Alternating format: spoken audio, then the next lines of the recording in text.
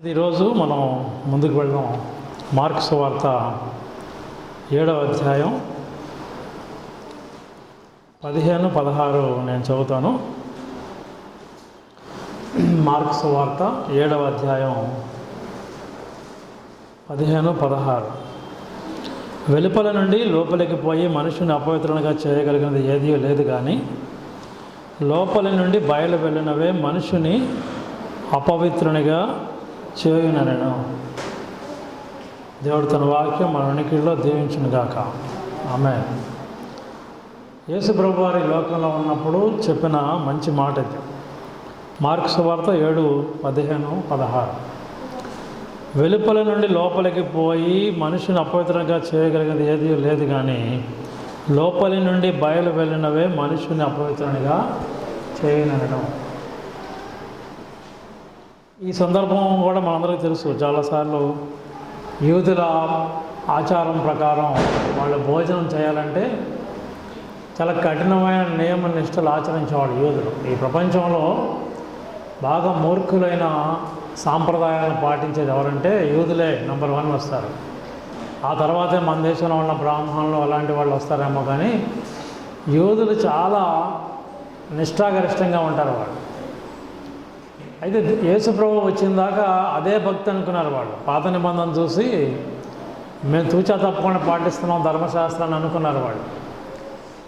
ఆచార సాంప్రదాయాలకి అద్భుతమైన ప్రాధాన్యత ఇచ్చారు, అసలైనవి వదిలేశారు. అది యేసు ప్రభు వారు వచ్చి వేలెత్తి చూపించిన దాకా వాళ్ళకి తెలిసినా కూడా తెలియనట్లుగా నటించారు. తెలిసిన కొందరు నికోదేము వంటి భక్తులు కొంతమంది అంతరాత్మ ప్రకారం నడుచుకున్నారు. అంటే అసలు విషయం కన్నా భక్తిలో బైబిల్లో ఏముంది లేకపోతే ధర్మశాస్త్రంలో ఏముందని విషయాన్ని లోతుగా పరిగణలోకి తీసుకోకుండా పాత నిబంధనలో ఉన్న మంచి మాటలను కూడా వాటిని వదిలేసి ఆచార క్రమాలను మాత్రం బాగా పాటించారు. దేవుడికి అది ఇష్టం ఉండదు. ఆచారం సాంప్రదాయం ప్రకారం అన్నీ పాటించి ఆదివారం చాలా పరిశుద్ధంగా ఉండి ఆదివారం ఒక్క తప్పు కూడా చేయకుండా ఉండి సోమవారం నుంచి మనం మామూలుగా తప్పులు చేస్తూ ఉన్నామనుకోండి, అదేమంటారు దాన్ని ఆచార క్రమమే, ఆచారం ప్రకారం వచ్చామంటారు. ఆనాటి యూదులు కూడా అలానే చేశారు, పరిసయ్యులు అలానే చేశారు కొందరు. ఈ క్రమంలోనే కాళ్ళు చేతులు కడుక్కొని పరిశుభ్రంగా భోజనం చేయాలి వాళ్ళు యూదులు. ఒకసారి అంటే యేసు ప్రభు వారిని శిష్యుల్ని భోజనానికి పిలిస్తే వాళ్ళు కాళ్ళు చేతులు కడుక్కోవాలి. ఏదో అంతకు ముందే కడుక్కొని వచ్చారో లేదా హడావుడిలోనో ఏదో చేతులు కడుక్కోకుండానే వాళ్ళు భోజనానికి కూర్చున్నారు. యేసు ప్రభు వారిని వాళ్ళు అడిగారు, ఏంటి మీ శిష్యులు అసలు మన ఆచారాన్ని వదిలేశారు, వాళ్ళు చేతులు కడుక్కోకుండా కాళ్ళు కడుక్కోకుండా వాళ్ళు తినేస్తున్నారు ఏంటని అడిగారు. యేసు ప్రభు వారు ఏం చెప్పారంటే దానికి సమాధానంగా చెప్తారు ఆయన, మీరు ఇవన్నీ బాగా గట్టిగా పట్టించుకుంటున్నారు కానీ అసలు వదిలేస్తున్నారు మీరు అని. ఇప్పుడు ఆయన ఏం చెప్తాడంటే ఇప్పుడు మనం చదువుకున్న మాట చెప్తారు ఆయన. వెలుపల నుండి మనుషుల లోపలికి పోయేది ఏది కూడా పెద్దగా హాని చేయదు. నువ్వు చికెన్ తింటావా, పప్పుచారు తింటావా, ముద్దపప్పు నెయ్యి తింటావా, లేదా తలకాయ మాంసం తింటావా అన్నది సంబంధం లేదు, ఆత్మకు సంబంధం లేదు. మంచి చెడు అనేది దానివల్ల నిర్ణయం కాదు కదా. మంచి చెడు తినే తిండి వల్ల మంచి చెడు నిర్ణయం కాదు. ఎవరి ఆహారపు అలవాట్లు వాళ్ళు రోజు నాన్ వెజ్ లేనిదే ముద్ద తిన వాళ్ళు చాలామంది ఉంటారు.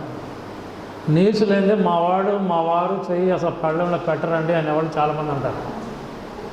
అసలు చికెన్ అంటేనే ఎరగని వాళ్ళు, అచ్చంగా వెజిటేరియన్ అయిన వాళ్ళు ఉంటారు. తినే ఆహారాన్ని బట్టి మనుషుల క్యారెక్టర్ని అంచనా వేయడం తప్పు. తినే ఆహారం మనుషులకి ఏం కీడు చేయదు. పప్పు తినేవాడు బోలెడు తప్పులు చేస్తాడు, మాంసం తినేవాడు బోలెడు తప్పులు చేస్తాడు. దానికి దీనికి సంబంధం లేదు. యేసు ప్రభు వారు అదే అన్నారు. ఏమన్నారంటే బయట నుంచి లోపలికి వెళ్ళి మనిషికి పెద్దగా కీడు కలగదు, కానీ ఒక విషయంలో జాగ్రత్తగా ఉండాయా మీరు అని ఆ 7వ అధ్యాయం 22 నుంచి చెప్తారు. ఆయన లిస్ట్ ఇచ్చాడు ఆయన 20 నుంచి 22 వరకు. ఏమంటాడంటే మనుషులు లోపల నుంచి బయటకు వచ్చేదే అపవిత్రపరుస్తాయి అన్నాడు.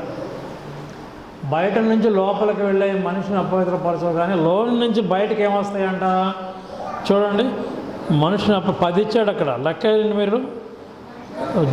దురాలోచనలను ఒకటి కదా, జారత్వములను, దొంగతనములను, నరహత్యలను, వ్యభిచారములను, లోభములను, చెడుతనములను, కృత్రిమమును, కామవికారమును, మత్సరమును, దేవదూషణయు, అహంభావమును, అవివేకమును వచ్చును. ఎన్నైనా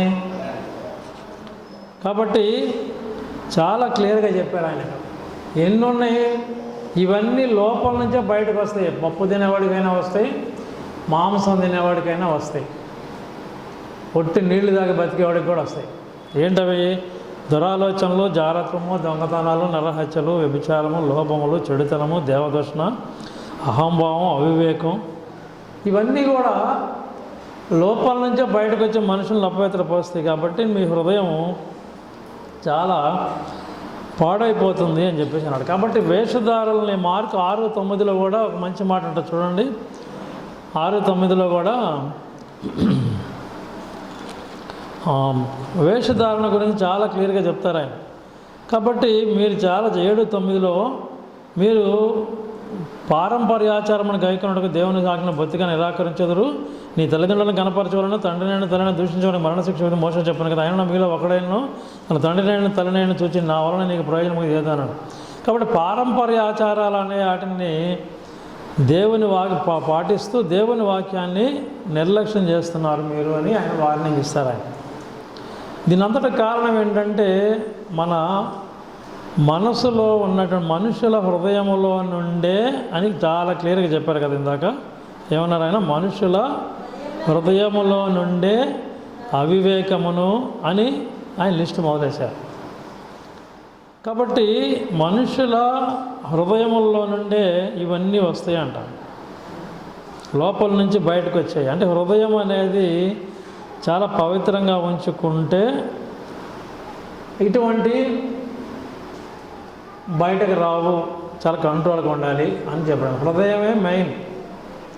మనిషి శరీరంలో అంతా లీడ్ చేసేది ఏమనుకుంటారంటే, చాలామంది ఏమనుకుంటామంటే మెదడు పని చేస్తుంది అనుకుంటారు. మెదడే అన్నిటినీ గైడ్ చేస్తున్నారు. బయోలాజికల్గా లేదా శరీర శాస్త్రం ప్రకారం మెదడు లీడ్ చేస్తే చేయొచ్చాము. కానీ బైబిల్ ఏం చెప్పుద్దంటే మెదడు కంటే కూడా హృదయాన్నే ఎక్కువగా మనిషిని హృదయమే లీడ్ చేస్తుందంటారు కదా. సామెతలు చూడండి, సామెతల గ్రంథం 4:23 ఒక మంచి మాట ఉంది. 4:23 చూస్తే, నీ హృదయములో నుండి జీవధారలు బయలుదేరను, కాబట్టి అన్నిటికంటే ముఖ్యముగా నీ హృదయమును భద్రముగా కాపాడుకొనుము. సామెతల గ్రంథం 4:23 నీ హృదయములో నుండే జీవధారలు బయలుదేరను, కాబట్టి అన్నిటికంటే ముఖ్యంగా నీ హృదయాన్ని భద్రముగా కాపాడుకోవాలి. మనుషులు ఈ లోకంలో సహజంగా అనుకునేది ఏంటంటే మెదడు కంట్రోల్ చేస్తుంది. ఎవరికైనా బుద్ధిలేని పని చేస్తే వాడికి తెలివి లేకపోతే ఏమంటారు, వాడికి మెదడు లేదురా అంటారు, వాడికి మైండ్ పోయిందిరా అంటారు, నీకు బుర్ర ఉందా లేదా అంటారు. ఈ తిట్లన్నీ ఎలా వచ్చినాయి? మెదడే కంట్రోల్ చేస్తుంది అనుకుంటారు. కానీ బైబిల్ ఏం చెప్తుందంటే మనల్ని మొత్తం కంట్రోల్ చేసేది హృదయమే కంట్రోల్ చేస్తున్నారు. అందులో నుంచే జీవధారలు బయలుదేరుతాయి అంట. చాలా భద్రంగా హృదయాన్ని కాపాడుకోమని బైబిల్ చెప్తుంది. హృదయాన్ని కాపాడుకోమని బైబిల్ చెప్తూ ఉంటుంది. కాబట్టి హృదయం వేరు, మైండ్ వేరు. మంచి మైండ్ ఉండొచ్చు, బాగా రిలయన్స్ అంబానీ అంత సంపాదించుకొని ఉండొచ్చు, బాగా డబ్బుతో సంపాదించుకొని ఉండొచ్చు ఎవరైనా చాలామంది. అది దేనివల్ల వచ్చి ఉండొచ్చు? మంచి మైండ్ ఉండి, బిజినెస్ తెలివితేటలుండి, మైండ్ బాగా తెలివితేటలు కలిగి ఉండి ఒక బిజినెస్ రాణించవచ్చు, లేదంటే ఒక ఐపీఎస్ ఆఫీసర్ అవ్వచ్చు, ఒక ఐఏఎస్ ఆఫీసర్ అవ్వచ్చు ఆ మైండ్ ద్వారా. కానీ మైండ్ ఒక్కటే అలా ఉండటం వలన, భద్రంగా కాపాడుకోవటం వలన ఉపయోగమైనటువంటి హృదయం లేకపోవచ్చు. చాలామంది ధనవంతులు వాళ్ళ దగ్గర పనిచేసే పని వాళ్ళకి జీతాలు వేయరు సరిగ్గా కదా. గీచి బేరాలు ఆడతాడు. ఒక నెల అడ్వాన్స్ ఏమైనా అడిగితే ప్రతినాడినా కూడా నువ్వు ఆదివారం రాలేదు, మంగళవారం రాలేదు, కట్ చేసి ఏంటి వాడికి జీతం అంటారు. కోట్లు సంపాదించిన వాడికి మైండ్ ఉంది, బాగా మెదడుతో బాగా సంపాదించాడు, కానీ హృదయం లేదు. మన దగ్గర పనిచేసేవాడికి జీతం పెంచమంటే ప్రాణం అవ్వదు. కాబట్టి హృదయాన్నే నువ్వేం తర్వాత నీ బిహేవియర్ వల్ల ఏమవుతుందంటే నువ్వు ఆధ్యాత్మికంగా దూరం అయిపోతావు, దేవుడికి దూరం అయిపోతావు. అన్నిటికంటే ముఖ్యంగా ఏం కాపాడుకోమని చెప్తుంది బైబిల్? మన హృదయాన్ని కాపాడుకోమని చెప్తాం. కాబట్టి జాగ్రత్తగా ఆలోచించుకుందాం. మన హృదయాన్నే కాపాడుకోవాలంట. చూడండి, లోకాసు వార్తలో కూడా ఒక మంచి మాట ఉంది. లోకాసు వార్త 6వ అధ్యాయంలో 6వ అధ్యాయం 45వ వచనం నేను చదువుతాను. లోకాసు వార్త 6వ అధ్యాయం 45వ వచనం మీరు చూడండి, నేను చదువుతాను. సజ్జనుడు తన హృదయమును మంచి ధననిధిలో నుండి సద్విషయములను బయటకు తెచ్చును. దుర్జనుడు చెడ్డ ధననిధిలో నుండి దుర్విషయములను బయటకు తెచ్చును. హృదయము నిండియుండు దానిని బట్టి ఒకని నోరు మాటలాడును. కాబట్టి చాలా స్పష్టంగా చెప్తున్నాడు ఆయన. ఏమంటే సజ్జనుడి దగ్గర ఏం స్టాక్ ఉంటుంది, ఏం స్టాక్ ఉందని చెప్తున్నాడు? మంచి విషయాలు. తన ధననిధి అంటే సజ్జనుడి దగ్గర ఒక స్టాక్, వాడి మైండ్లో హృదయంలో ఏం స్టాక్ ఉంటుంది అంటే మంచి విషయాలు స్టాక్ ఉంటుంది. కాబట్టి ఆ మంచి విషయాల్ని బయటకు చెప్తూ ఉంటాడు. చెడ్డవాడు స్టాక్ ఏముంటుంది? చెడ్డ మాటలు, చెడ్డ పనులు ఉంటాయి. కాబట్టి అవి బయటకు వస్తూ ఉంటాయి. అందుకని మన హృదయం నిండి ఉన్న దాన్ని బట్టే నోరు మాట్లాడుద్దంట. అంటే మన మనస్సులో ఏముంటుందో అదే నోటి ద్వారా బయటకు వచ్చేస్తాం. చాలాసార్లు మనం గబుక్కుని స్లిప్ అయిపోతాం కదా. స్లిప్ అంటే ఏంటి? జారటం, నోరు జారటం అంటే కదా. నోరు జారితే తీసుకోలేమంటారు. కాళ్ళు జారితే తీసుకోవచ్చు, కానీ ఏదన్నా తడి ప్రదేశంలో బురదలో నుంచి నోరు జారితే తీసుకోలేమంటారు కదా. ఈ మధ్యకాలంలో సెల్ ఫోన్లు వచ్చిన దగ్గర నుంచి చాలా జాగ్రత్తగా మర్చిపోయి కొంతమంది లొడలొడ మాట్లాడేస్తున్నారు. మీ ఫ్రెండ్తో మీరు ఇష్టానుసారంగా నా గురించి మాట్లాడారనుకోండి, రూపస్ గారు ఆయన లాభం లేదు, అది లేదు, ఇది లేదని మాట్లాడుతున్నారు అనుకోండి, ఏం చేస్తున్నారు వాళ్ళు? మొత్తం రికార్డ్ చేస్తున్నారు. నా దగ్గరికి వచ్చి ఇదిగో పలానా ఆయన అన్నాడండి మీ గురించి అని చెప్తాను. హృదయంలో ఏముంటే అది కక్కేశారనుకోండి గబుక్కున, అదేమవుతుందంటే ఇప్పుడు రికార్డు చేస్తున్నారు. ఈ టెక్నాలజీ పెరిగిన తర్వాత నేను అనలేదు అనడానికి వీలు లేదు. హృదయంలో ఏముందో అది నోరు మాట్లాడేస్తుందంట. మంచి వాళ్ళు మాట్లాడితేనో మంచి విషయాలు బయటకు వస్తాయి అంటున్నారు. చెడ్డవాళ్ళు మాట్లాడితే హృదయం నిండి ఉన్న దాన్ని బట్టే నోరు మాట్లాడదు. కాబట్టి మనకి మంచి హృదయం కావాలని చెప్తున్నాడు. బైబిల్ ఏం చెప్తుందంటే మనకి మంచి మనసు ఉండాలి, మంచి హృదయం ఉండాలి. ఒకవేళ తిక్కలుగా తెలివితేటలు మెదడు తక్కువైనా పర్వాలేదు, మెదడు కొంచెం తక్కువగా అంటే కొంతమంది తిక్కలుగా ఉండొచ్చు, కానీ హృదయం మంచిగా ఉంటుంది వాళ్ళకి కదా, మనసు మంచిగా ఉంటుంది. కొన్ని బాగా చదువుకోలేకపోవచ్చు, బాగా వాళ్ళ దగ్గర తెలివితేటలు లేకపోవచ్చు, కానీ ఏ పని చెప్తే ఆ పని చేస్తారు. కానీ హృదయం మంచిగా ఉంటుంది, చాలా మంచిగా ఉంటుంది. దాని జాగ్రత్తగా మనం ఆలోచించుకోవాలి. కాబట్టి హృదయం నిండి ఉన్న దాన్ని బట్టే మన నోరు కూడా మాట్లాడాలి, కఠినంగా ఉండకూడదు. కాబట్టి ఒక 4 రకాలైన హృదయాల గురించి గబగబా చెప్పుకొని మనం ముగించుకుందాం. మొదటిది సంతోషించే హృదయం కావాలి. నిర్గమాకాండం 4వ అధ్యాయంలో, నిర్గమాకాండం 4వ అధ్యాయం 14వ వచనం నేను చదువుతాను. సంతోషించే హృదయం. ఆయన మోషే మీద కోప్పడి, లేవీయుడగు నీ అన్నయ్యైన అహరోను లేడా? అతడు బాగా మాట్లాడగలడని నేను ఎరుగుదును. ఇదిగో అతడు నిన్ను ఎదుర్కొనుచున్నాడు. అతడు నిన్ను చూచి తన హృదయమందు సంతోషించును. హల్లెలూయా. తన సోదరుని చూసి సంతోషించే హృదయం అహరోను గారికి ఉంది. కాబట్టి అహరోను గారిని దేవుడు తన పనికి వాడుకున్నాడు కదా. ఆలయంలో పనిచేసే పరిశుద్ధ స్థానంలో పనిచేయమని అహరోను గారికి అప్పచెప్పాడు. ఇశ్రాయేలు జనాన్ని నడిపించే పని ఏమో మోషే గారికి అప్పచెప్పాడు. నాకు నోరు సరిగ్గా ఉండదు, నాకు నత్తి ఉంది, నేను మాట్లాడలేనంటే అలా కాదు అని కోపపడ్డాడంట. ఆయన అంటే ఎవరు ఇక్కడ? దేవుడు. ఆయన మోషే మీద కోపపడి, లేవీయుడగు నీ అన్న లేడా, అహరోను లేడా? అతను బాగా మాట్లాడతాడని నేను ఎరుగుదును. ఎంత మంచి మాట కదా. మనం మాట్లాడే మాటలు దేవుడికి తెలిసిపోతున్నాయండి. మన వాక్చాతుర్యం దేవుడికి తెలిసిపోతుంది. అహరోను గారు బాగా మాట్లాడనని నేను ఎరుగుదును. నీకు తెలుసు కదా అలా. అహరోను చక్కగా మాట్లాడితే అహరోను భాష బాగుండి ఉంటుంది, అహరోను గొంతు బాగుండి ఉంటుంది. చాలా పెద్ద గొంతు, మైకులు లేవు కదా అసలే. ఆ రోజుల్లో పాత నిబంధన కాలంలో మైకులు ఉన్నాయా? యేసు ప్రభు వారి కాలంలోనే మైకులు లేవు. అహరోను బాగా మాట్లాడగలడని నేను ఎరుగుదును. వాక్చాతుర్యం ఉంది, చక్కగా గౌరవ సంబోధన ఉంది. చాలామంది మాట్లాడేటప్పుడు ఏదో లెక్కలేనట్టు మాట్లాడేస్తారు. ముందు వెనక ఏం ఉండవు తోకలు కదా. అండి అని కానీ, అయ్యగారు అని కానీ, లేకపోతే వదిన అని కానీ, అక్క అని కానీ, అత్త అని కానీ, అన్న అని కానీ, చెల్లి అని కానీ ఎవరు పిలవరు కొంతమంది. ముందు వెనక చేపలు కట్ చేసినట్టు తలా తోక కట్ చేసి అది ఉందా లేదా అంటారు. అది సరిగ్గా మాట్లాడినట్టు కాదు. అది చక్కగా మాట్లాడే వాళ్ళు ఎక్కువ మంది ఏం చేస్తారు, ఎక్కువ మంది లైక్ చేస్తారు. చిన్నపిల్లలు కానీ పెద్దవాళ్ళు కానీ గౌరవంగా వచ్చి వరుసలు పెట్టి పిలుస్తామంటే చక్కగా వినసొంపుగా ఉంటుంది. వాళ్ళని ప్రేమిస్తారు మనుషులు. లెక్కలేనట్లుగా కర్త కర్మ క్రియ లేకుండా మాట్లాడుతున్నారు అనుకోండి, పెద్దగా ఇష్టపడరు. ఏంటి మర్యాద లేకుండా మాట్లాడతారు వాళ్ళు అనుకుంటాం. దేవుడు కూడా గమనిస్తుంటాడు. ఇది దయచేసి గమనించాలి.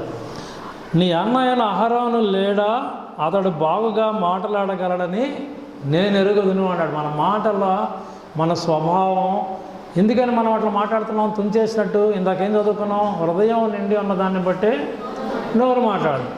ఆ మనిషి అంటే మనకి ఇష్టం లేదు కాబట్టి మనం అమర్యాదగా మాట్లాడుతున్నాం. ఇక్కడ తేలిపోతుంది కదా.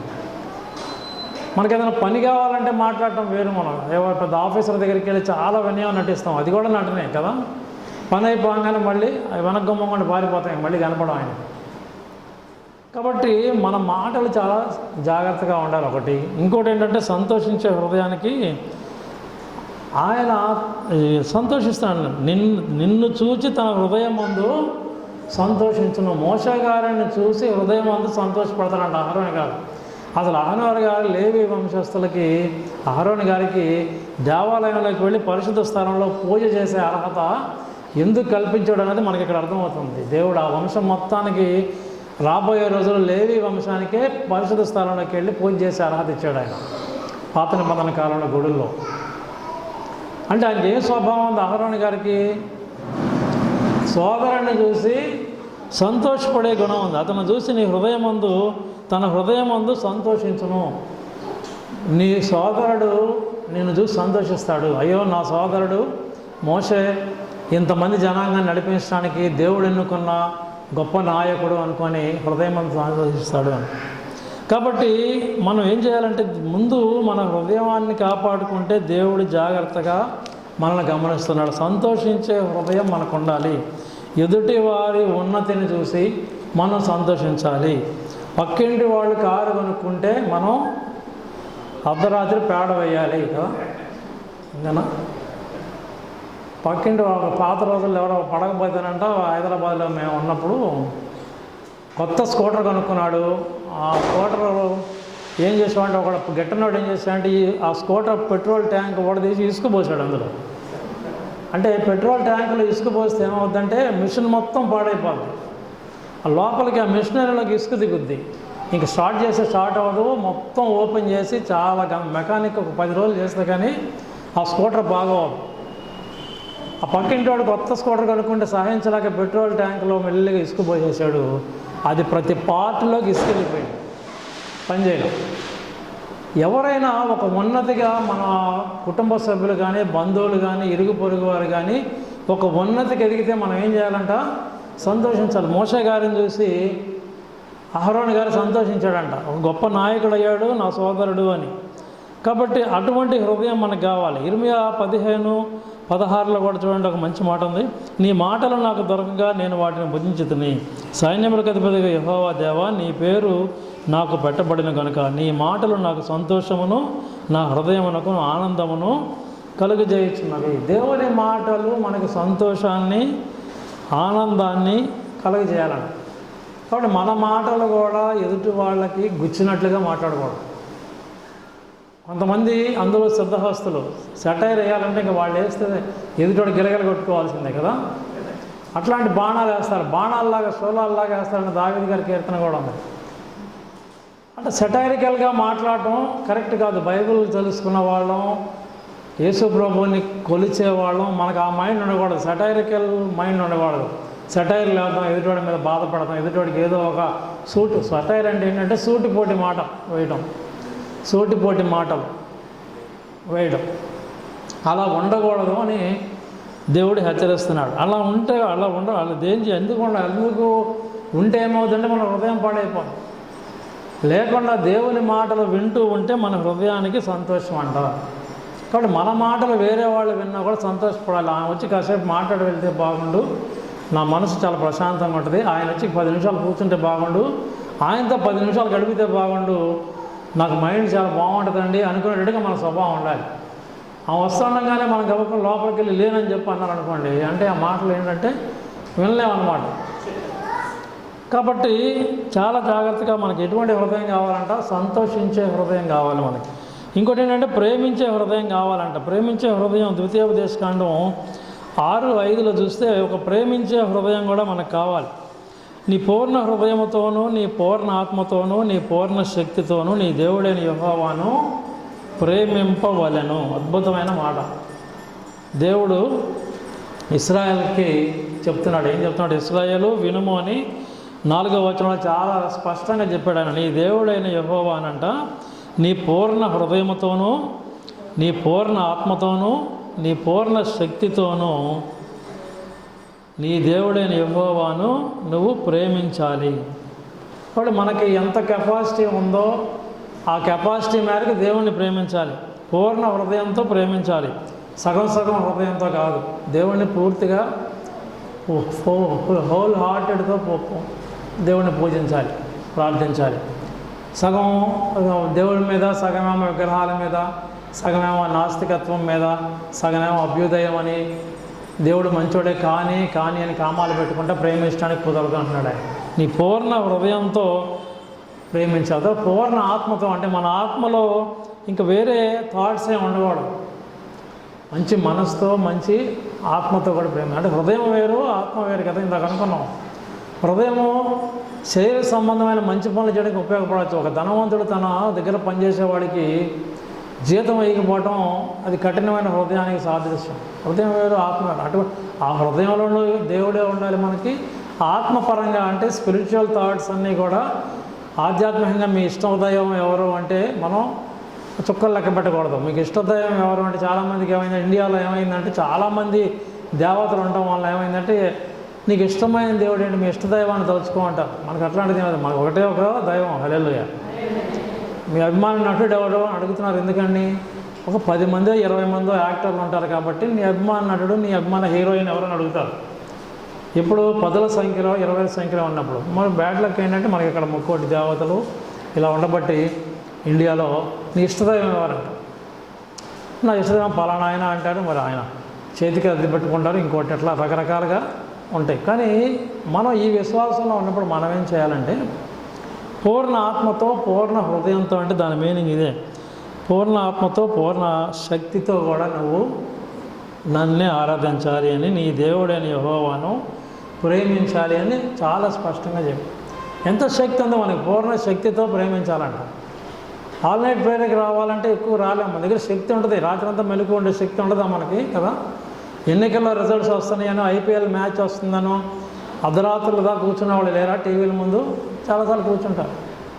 లేదేదో మా ఫ్రెండ్ పెళ్ళి అయింది, మీ బంధువులు పెళ్ళికి వెళ్తాం, నలుగేస్తున్నారు, 11 అయింది, 12 అయింది, మాటలు తెగటల్లా, 2 అయింది, 3 అయింది, అది నా పడుకుందాం అన్నా కూడా మళ్ళీ కలిసాం అనుకుంటారు. మళ్ళీ తెల్లారి మాడుకునే వాళ్ళు కూడా ఉంటారు. అంటే ఎక్కడి నుంచి వచ్చింది ఆ శక్తి? ఆ శక్తి మనలో ఉంటుంది కాబట్టి యూజ్ చేయం మనం కదా. అవసరానికే పిచ్చి పనులకైతే యూజ్ చేస్తున్నాం, కానీ మంచి పనులకి ఆ శక్తి మొత్తాన్ని యూజ్ చేయట్లేదు. మన పిల్లలకి ఎవరికైనా ఆరోగ్యం బాగా లేకపోతే కుర్చీలో కూర్చొని కునికిపాట్లు పడుతూ తెల్లవాళ్ళు ఉండే శక్తి మన దగ్గర ఉంటుంది. మళ్ళీ పొద్దున్న అన్ని పనులు సరదాగా చేసుకుంటాం మనం. 1 గంట పడుకుంటామో మహా పడుకుంటే. ఫిజికల్గా మనకు ఆ శక్తి ఉంది, కానీ దేవుడి కోసం మాత్రం ఉపయోగించాం. మిగతా వాటన్నిటి కోసం ఆ శక్తిని ఉపయోగిస్తాం కదా. ఒక పూట ఉపవాసం ఉండడానికి మనకి కొన్నిసార్లు ఇబ్బంది అనిపించవచ్చు దేవుడి కోసం, కానీ ఉపవాసం కొన్నిసార్లు ఉదయాన్నే పనులకు బయటకు వెళ్ళిపోతాం, హోటల్లో తినలేము, ఎండ ఇష్టం ఉండదు, లేదా పనుల ఒత్తిడి వల్ల సాయంత్రం వరకు ఏం తినాం మనం. కొన్నిసార్లు మంచినీళ్ళు తాగుతూ ఉంటాం అంతే. ఎప్పుడో ఆకలి చచ్చిపోద్ది, ఎప్పుడో సాయంత్రానికి ఇంటికి వస్తే ఇవాళ చాలా పనులు అయినాయి, చాలా సంతోషంగా ఉంది, అసలు ఉదయం నుంచి ఏం తినలేదు, ఏమన్నా పెట్టాను అప్పుడు అంటారు. ఆకలికి ఓర్చుకునే కూడా, అంటే పనులు మన ఆకలిని కూడా డామినేట్ చేస్తాయి. ఆకలిని ఓర్చుకునే గుణం మన శరీరానికి ఎదురుగా ఉంది, కానీ అటువంటి గుణాన్ని దేవుడి కోసం మనం ఉపయోగించాం. ఒకసారి ఉపవాసం ఉండాలంటే ప్రాణం మీదకి వచ్చే పరిస్థితి ఉంటుంది మనకి. కాబట్టి దేవుడిని ఏమంటాడంటే ఆయన ప్రేమించే హృదయం కావాలంట. రెండవ హృదయం ఏంటంటే ప్రేమించే హృదయం. మొదటిది సంతోషించే హృదయం, పక్క వాళ్ళని చూసి, బంధువులను చూసి, అన్నదమ్ములను చూసి సంతోషపడాలి మనం. రెండోది ప్రేమించే హృదయం అంటే ద్వితీయోపదేశకాండం 6:5లో పూర్ణ హృదయంతో, నీ పూర్ణ ఆత్మతో, పూర్ణ శక్తితో దేవుణ్ణి ప్రార్థించాలి. అటువంటి హృదయం మనకు పూర్ణ. తర్వాత ఇంకోటి ఏంటంటే మూడవది పశ్చాత్తాప హృదయం ఉండాలంట. అంటే పశ్చాత్తాపడాలి, రిపెంట్ అవుతూ ఉండాలి. మనం ఏదైనా తప్పు జరిగినా, ఎవరి పట్లన్నా పొరపాటుగా మనం వ్యవహరించినా అది రిపెంట్ అవ్వాలి, పశ్చాత్తాపడాలి. 51 కీర్తన 51:17లో చూస్తే దావీదు గారు ఏమంటాడంటే, విరిగిన మనస్సే దేవునికి ఇష్టమైన బలులు, దేవా విరిగి నలిగిన హృదయము నీవు అలక్ష్యము చేయవు. కీర్తనలు 51:16-17. కాబట్టి విరిగిన మనసు అంటే బాగా ఇబ్బంది పడిన మనసు, కష్టాలు పడిన మనసు, నలిగిపోయిన మనసు, తప్పు చేసి మనశ్శాంతి లేకుండా ఉండే మనసు తిరిగి రిపెంట్ అయితే దేవుడికి చాలా ఇష్టం అంట. చాలా ఇష్టం అంట. అంటే మళ్ళీ సెట్ అయిపోయి పశ్చాత్తాపంతో దేవుడి సన్నిధికి వెళ్ళడం ద్వారా దేవుడు అలక్ష్యం చేయడు అంటాడు. దేవా విరిగి నలిగిన హృదయాన్ని నీవు అలక్ష్యము చేయవు. నేను ఏదైనా తప్పు చేశాను, మళ్ళీ వెంటనే దేవుడు కొంచెం నువ్వు వెళ్ళబాగాక దేవుడి దగ్గరికి అన్నది సాతాను. నువ్వు ఇక ఆ తప్పు చేసావు, దేవుడు ప్రార్థనకు వెళ్ళడానికి కూడా నువ్వు అనర్హుడివి, అనర్హురాలివి అని సాతాను ఏం చేస్తుంటే వెనక్కి లాగేస్తూ ఉంటుంది. చాలామంది ప్రార్థన తప్పించుకోవడానికి అదొక ఆయుధంగా సాతాను ఇస్తుంది. నేను ప్రార్థనా మందిరానికి రావడానికి అర్హుడిని కాదండి, నేను ప్రార్థనా మందిరానికి రావడానికి, చర్చికి రావడానికి నేను అనర్హురాలినండి అంటారు చాలామంది. ఆ మాట ఎవరంటారు అంటే పాపం వాళ్ళు అనరు. ఎవరంటారు? సాటన్ అనిపిస్తుంది.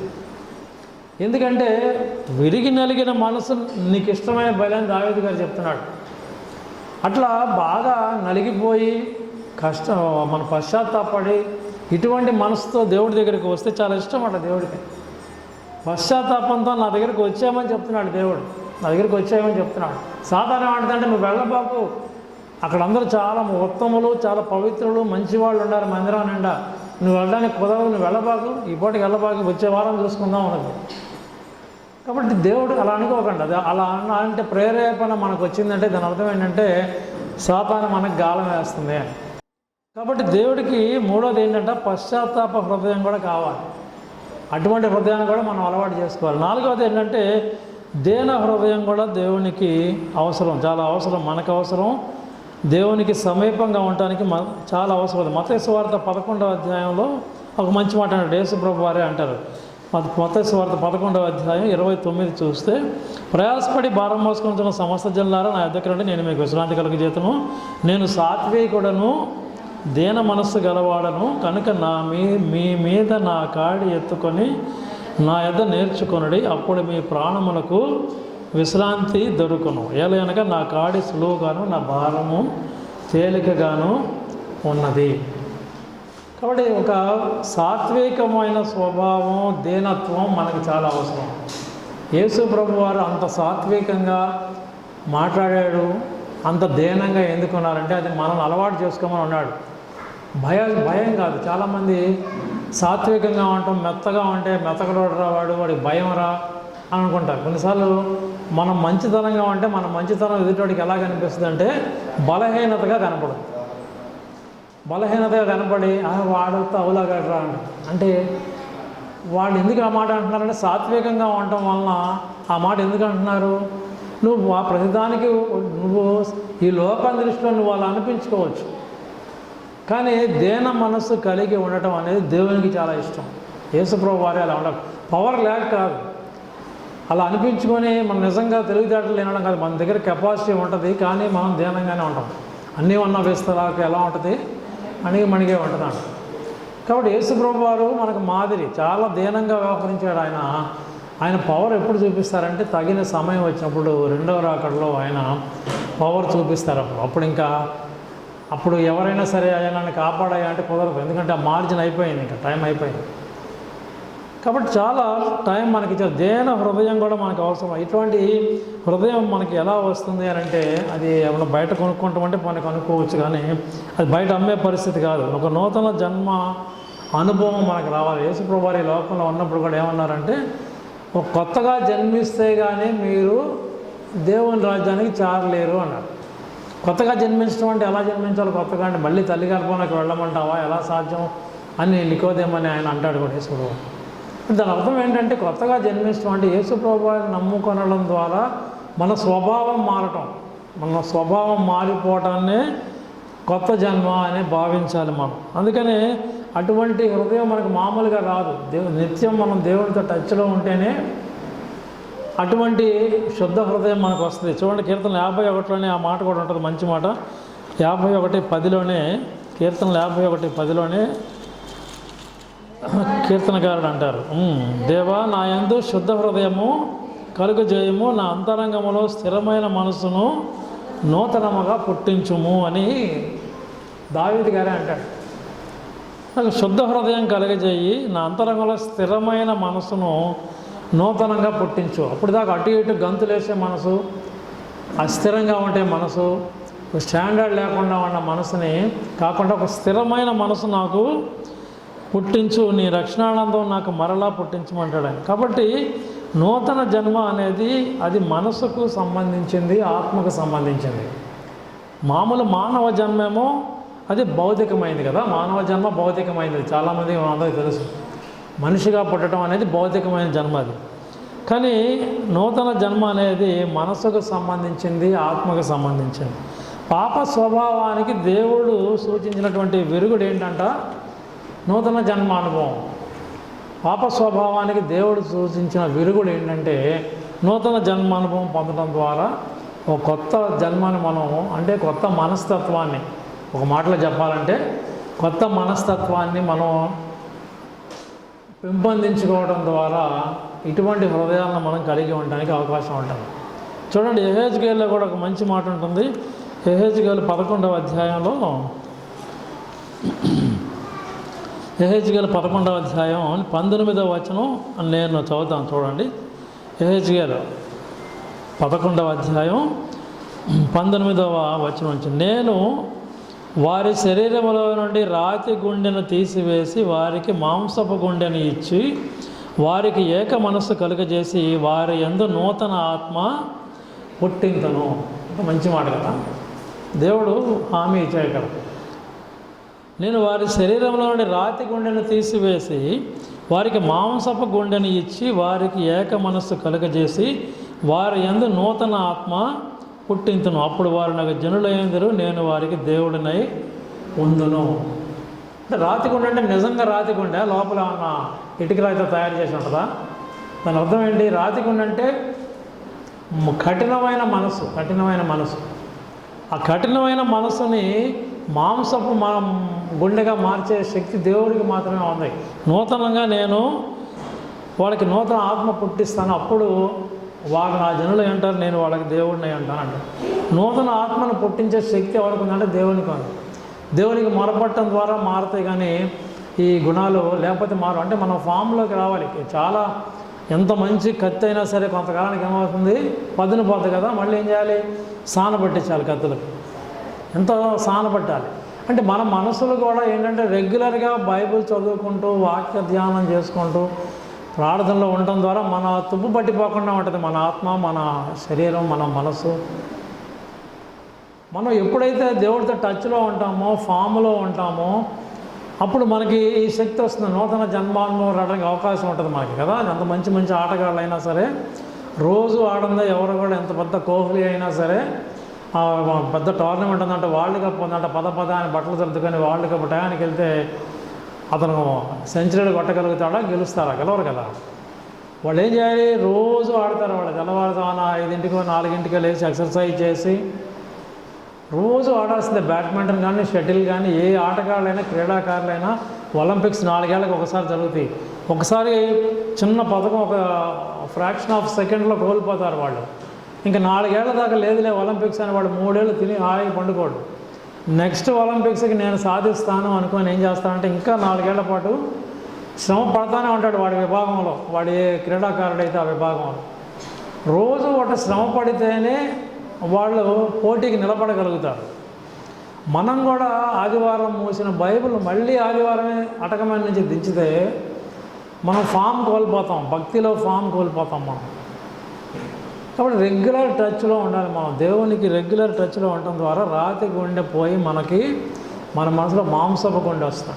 రాతి గుండె చాలామంది చాలా ఇన్సిడెంట్స్ మనం చూస్తున్నాం కదా ఈరోజు సమాజంలో. టీవీలు రాకపోయినా బాగుండేది. వద్దన్న ఇప్పుడు న్యూస్ పెట్టంగానే తీసుకెళ్ళాడు, స్నేహితులే చంపేశాడు, రాయి తీసుకొని తల మీద మోదాడు అని చాలా వార్తలు చూస్తున్నాం. అంత ఆది మానవులు అట్లా కొట్టుకునేవాళ్ళు. ఇదే క్లాస్గా అప్పుడు తుపాకులు రాలేదు, సైనైడ్ రాలేదు, ఇంకా అట్లాంటివి ఏం రాలా. రాతి మనుషులు అట్లా చంపుకునేవాళ్ళు బండరాళ్ళతో. ఇప్పుడు ఏ మర్డర్ చూసినా కూడా ఎంత దారుణంగా ఉంటుందంటే భార్య భర్తను చంపించడం, భర్త భార్యను చంపేయటం, అన్నదమ్ములు కలిసి ఒక ఆటోలో తీసుకెళ్ళిపోయి పక్కకి చిన్న చిన్న పిల్లల్ని చంపేస్తున్నారు కదా. మొన్న కూడా కిడ్నాప్ చేసి ఆటోలో అకారణంగా చిన్న పిల్లల్ని చంపేసాడు వాళ్ళ పెద్దవాళ్ళ మీద అన్న కక్షతో. అంటే ఏం గుండె ఉందో వాళ్ళకి లోపల, రాతి గుండె ఉంది వాళ్ళకి మైండ్. ఇప్పుడు హత్యలు చేసే వాళ్ళకి రాతి గుండె ఉంటుందని నేను అంటలా. మన సాఫ్ట్ నేచర్ లేకపోతే, మన కుటుంబ సభ్యులతో ప్రేమగా లేకపోయినా, సమాజం పట్ల ప్రేమగా లేకపోయినా మన రాతి గుండె కింద లెక్క. మన కింద పనిచేసే వాళ్ళని దయగా చూడలేకపోయినా అది రాతి గుండె కిందే లెక్క. మనం సాఫ్ట్గా ఉండాలని యేసుప్రభుని, నేను సాత్వికుడిని కాబట్టి నా దగ్గరికి రండి, ప్రయాసపడి భారం మోసుకొని సమస్త జనులారు నా దగ్గరికి రండి, నా కాడి చాలా సులువు అన్నాడు ఆయన. కాడి అంటే ఏంటి? బోనా ఏంటి? కాడి అంటే ఏంటి? ఇప్పుడు చదువుకునే పిల్లలకు తెలియదు. కాడి చెప్తుంది ఆ అమ్మాయి, కోపం వచ్చింది తెలియదనేసరికి. కరెక్టే అని చెప్పింది కదా. కాడంటే ఎద్దుల మీద వేస్తారు కదా, దున్నేటప్పుడు, పొలం దున్నేటప్పుడు 2 ఎద్దుల మీద ఆ మెడ మీద వేస్తారు కాడి. అంతేనా? నేను తప్పు చదువుతున్నాను. 2 ఎద్దులకి మెడ మీద కాడి కట్టేసేస్తారు. అది ఆ కాడి అంట పాపం అరక దున్నేటప్పుడు వేస్తారు. యేసుప్రభు వారు ఏమంటారంటే, నన్ను నమ్ముకోవడం అనేది పెద్ద కఠినమైన విషయం అనుకోబాకండి, నా కాడి చాలా సులువైంది అంటున్నాడు ఆయన.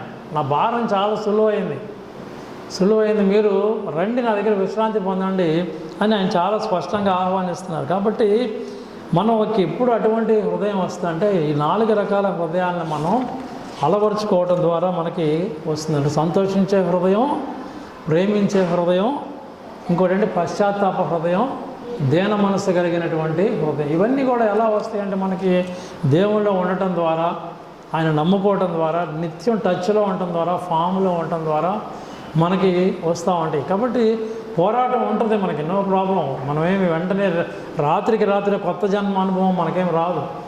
పోరాటం ఉంటుంది కానీ మళ్ళీ దాన్ని కొట్టుకోవాలి. ఇదివరకు కూడా ఒకసారి చెప్పాను నేను, ఒక క్రైస్తవ ఫ్రెండ్ అను ఇంకొక ఆయన దేవుడు అంటే నమ్మకం లేని ఫ్రెండ్, ఇద్దరు మంచి ఫ్రెండ్స్ ఇద్దరు కలిసి వెళ్తున్నారంట. కలిసి వెళ్తా ఉంటే ఏదో దెబ్బ తగలంగానే ఈ చర్చికి వెళ్ళి ఆయన ఒక బోతు మాట వేసాడంట, కాలు దెబ్బ తగలంగా. కొన్నిసార్లు కొంతమందికి ఏమంటే దెబ్బ తగలంగానే లేదా గోడకు మేకు కొట్టేటప్పుడు టక్మని శుద్ధి తగిలింది అనుకోండి, ఇప్పుడు కామ్గా ఏమైనా దేవుడిని తెలుసుకోడు, వెంటనే ఒక చెడ్డ మాట అనేస్తాడు కదా అని. ఆ మాట అనగానే పక్కన ఉన్నాడు వెంటనే చర్చికి వెళ్ళి ఆయన అయ్యో దేవా క్షమించని మళ్ళీ వెంటనే చాలాసేపు పశ్చాత్తాపడ్డాడంట. ఆ పక్కన ఉన్నవాడు నవ్వాడంట, దేవుడు అంటే నమ్మకం, అరే ఎందుకు రండి ఇక పిచ్చి, ఏమైంది ఇప్పుడు, అంటం ఎందుకు, నేను అన్నాను నువ్వు అన్నావు, అంటం ఎందుకు, కింద మీద పడి ఆడవటం ఎందుకు నువ్వు అంటే, కాదు నేను బతికున్న చేపను రా అన్నాడంట. బతికున్న చేపను నీళ్ళలో నుంచి బయటకు తీస్తే ఏమవుద్ది, గిలగిల కొట్టుకుంటుంది కదా. చచ్చిపోయిన చేప ఏమవుద్ది, కొట్టుకో. బతికున్న చేపలు ఎదురెత్తాయా, చచ్చిపోయిన చేపలు ఎదురెత్తాయా? ప్రవాహానికి. బతికున్న చేపలు ప్రవాహానికి ఎదురెత్తా ఉంటాయి. అదే చచ్చిపోయిన చేప ఏమవుద్ది, ఆ ప్రవాహానికి అనుగుణంగా కొట్టుకుపోతూ ఉంటుంది. మనందరం కూడా బతికున్న చేపలం. హల్లెలూయా. తప్పు చేస్తే గిలగిల కొట్టుకుంటున్నాం మనం, అయ్యో క్షమించయ్యా అని. రాత్రికి రాత్రే మనం పవిత్రులం కాలేకపోవచ్చు, కానీ ఆ హృదయం ఇంకా బ్రతికుంది కాబట్టి, అది ఇంకా మాంసం గుండిగా ఉంది కాబట్టి, అది తప్పు పని చేయగానే వెంటనే స్పందించి క్షమించమని మనం అడుగుతున్నాం.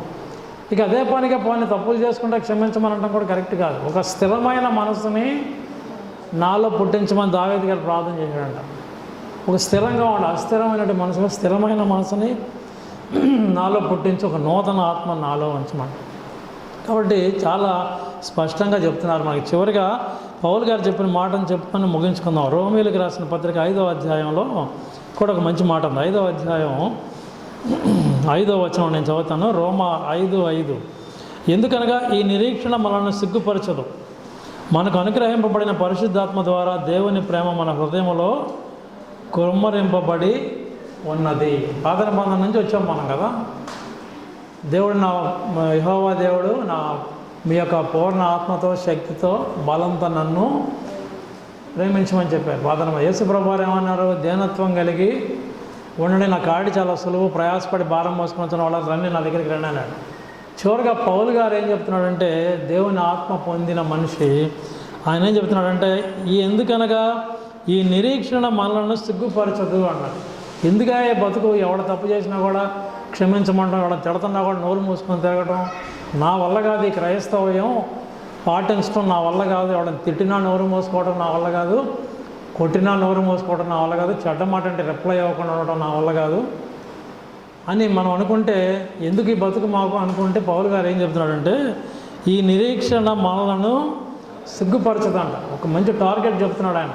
సిగ్గుపరచదు. అది మనకు అనుగ్రహం ఇవ్వబడిన పరిశుద్ధాత్మ ద్వారా దేవుని ప్రేమ మన హృదయంలో కుమ్మరింపబడి ఉన్నది. కాబట్టి మన మనసులో పరిశుద్ధాత్మ ద్వారా దేవుని ప్రేమ కుమ్మరించబడిందంట. శిష్యులు బెంబేలు ఎత్తిపోతుంటే యేసు ప్రభువారు ఏం చెప్పారు? మీరు భయపడిపోకుండా మీకు ఒక ఆదరణకర్తని పంపిస్తాను అంటే, పరిశుద్ధాత్మ శక్తిని ఒక ఆదరణకర్త రూపంలో మీ మధ్య ఉంటాడు.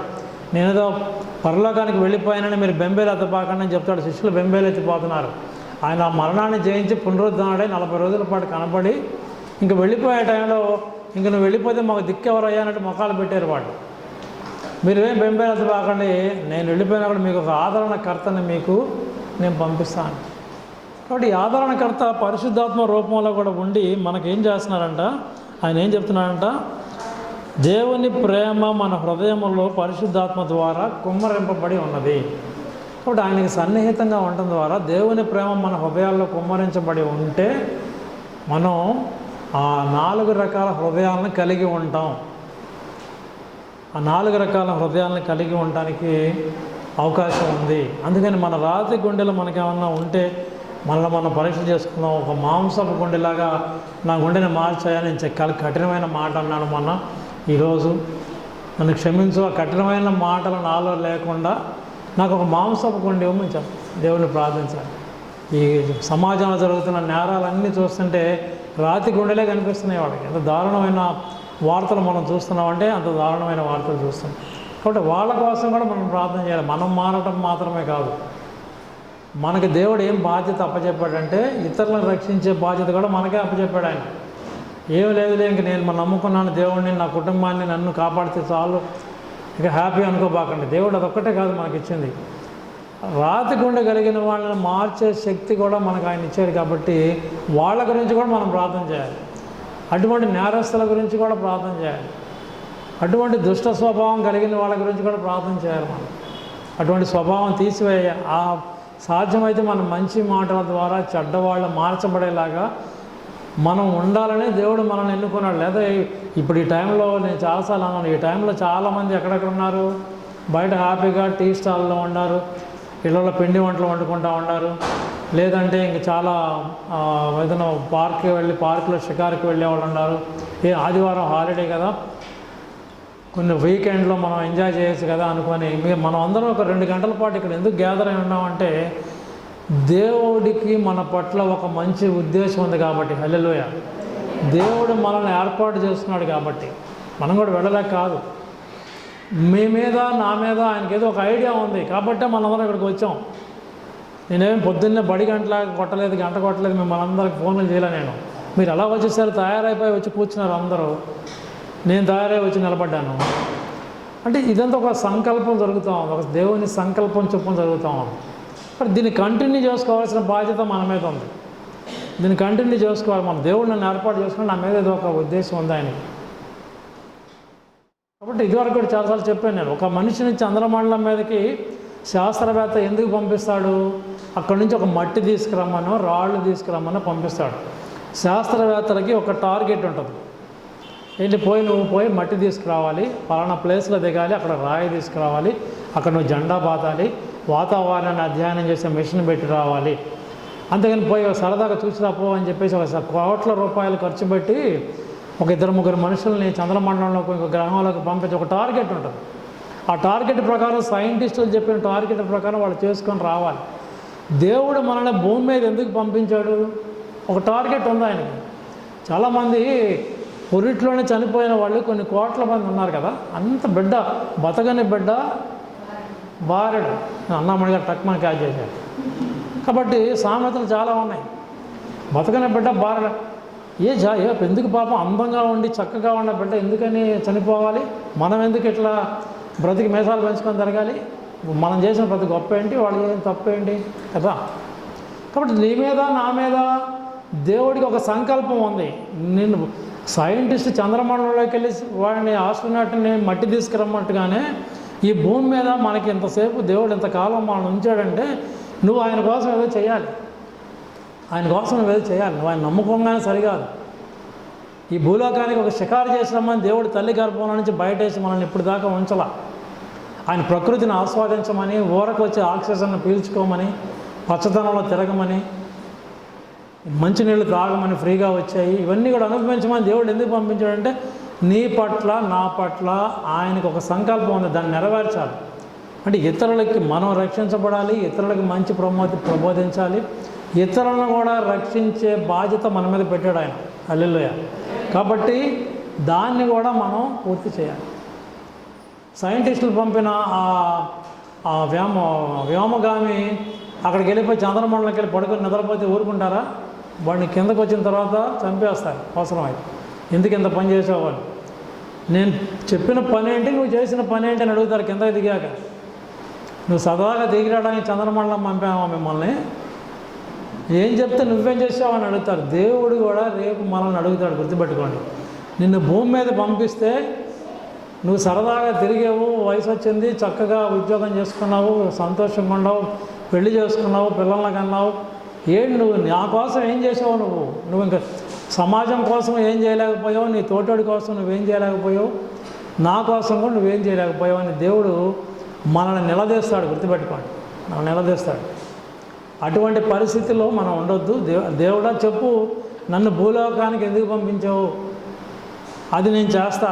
నీ సంకల్పం ఏంటో చెప్పు, నా శాయశక్తిలా నేను చేస్తాను అనుకోవాలి. మన శాయశక్తిలా మనకి దేవుడిచ్చిన విశ్వాస పరిమాణము ప్రకారం అని బైబిల్లో ఒక మంచి మాట ఉంటుంది. ప్రతి ఒక్కరికి దేవుడు ఒక విశ్వాస పరిమాణం ఇచ్చాడంట కదా. పరిమాణం అంటే ఏంటి? సైజు. అందరికీ ఒకే రకమైన సైజు విశ్వాసం ఇవ్వాల దేవుడు. ఒక మనిషికి డిఎల్ మోడీ గారు లాంటి గొప్ప భక్తులకి, బిల్లీ గ్రహం గారు లాంటి గొప్ప భక్తులకి, భక్త్ సింగ్ గారు లాంటి గొప్ప భక్తులకి విశ్వాస పరిమాణం చాలా పెద్దగా ఇచ్చి ఉండొచ్చు, వాళ్ళకి పెద్ద సైజు ఇచ్చి ఉండొచ్చు. అందరికీ బిల్లీ గ్రహం లాగానో లేదంటే భక్త్ సింగ్ గారు అంత విశ్వాస పరిమాణం ఉండకపోవచ్చు, మనకు కొంచెం ఉండొచ్చు. ప్రతి ఒక్కరికి నీకున్న విశ్వాస పరిమాణంలోనే నువ్వు దేవుణ్ణి పక్కకు వెళ్ళిపోకుండా నువ్వు దేవుణ్ణి ఆరాధించు కదా. మనకి ఎంత పరిమాణం పడితే గుండె మనిషికి, మన గుండె ఎంత ఉంటుందో తెలుసా? గుప్పెట ఎంత ఉంటుంది. మన గుప్పెట ఎంతో మన గుండె ఎంత. ప్రతి ఒక్కళ్ళు నా గుప్పెట ఎంత ఉందంటే నా గుండె ఎంత ఉంటుంది. మీరు కూడా ఎంత, మీ గుండె ఎంత ఉంటుందంటే. అప్పుడు మంచి ధైర్యంగా ఉండేవాడు వాడికి ఎన్ని గుండెలు రా అంటారు. అంటే అదేం కాదు, వాడికి అది మాట పుట్టింది అంతే. వాడికి ఒకటే గుండె, ఒకటే ఇంతే ఉంటుంది. కాదు వాడు చేసే పనిని బట్టి వాడికి ఎన్ని గుండెలు అంటారు. కాబట్టి మనకి విశ్వాసం కూడా ఒక పరిమాణం ఉంది. మన విశ్వాసం ఆ కెపాసిటీ అంటే మనకు తెలుసు. మన విశ్వాసం చెదిరిపోకుండా మనల్ని మనం కాపాడుకున్న సంఘటనలు చాలా ఉన్నాయి. కాబట్టి మన విశ్వాస పరిమాణం ప్రకారం మనం దేవునికి సన్నిహితమైనట్లయితే మనం మన హృదయాన్ని జాగ్రత్తగా కాపాడుకోవాలి. మన మూలవాక్యం ఏంటంటే మన హృదయాన్ని అన్నిటికంటే భద్రంగా కాపాడుకోవాలి. కేవలం కళ్ళకు మంచిది అని చెప్పి కొన్ని తింటాం మనం. క్యారెట్ తింటే కళ్ళకు మంచిది కదా, కరేపాకు తిన్నా కూడా కళ్ళకు మంచిది, బీపీ రాదు.